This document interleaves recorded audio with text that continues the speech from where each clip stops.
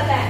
अब ये मतलब इससे से ये लोगों के आवास को भी बचा रही है। बाढ़ आई तो बहुत सारे लोग मरेंगे, उनके मतलब जीवन समाप्त होगा, तो ये इस प्रकार से जीवन को बचाते हैं। अब फोर्थ जो इसका पॉइंट आता है वो ये है कि इसमें जो होता है बहुउद्देशीय परियोजनाएं जो जलीय जीव जंतु होते हैं, अब जिनके लिए मतलब आवास उपलब्ध करवाती है बहुत सारे जलीय जीव जंतुओं के लिए। अब इसकी हानियां, जो बहुउद्देशीय परियोजनाएं होती हैं इनके लाभ हैं, परंतु ये बहुत सारी हानियां भी रखती है।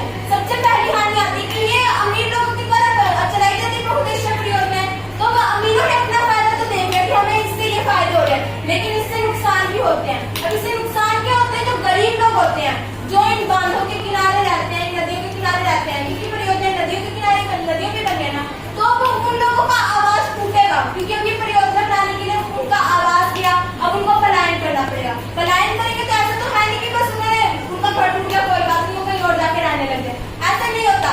अनेक परेशानियों को उनको सामना करना पड़ेगा, नई जगह ढूंढनी पड़ेगी रहने के लिए, फिर वहां पे अपना आवास बनाना पड़ेगा, अपना उद्योग स्थापित करना पड़ेगा, मतलब उनको बहुत सारी प्रॉब्लम्स फेस करनी पड़ेगी।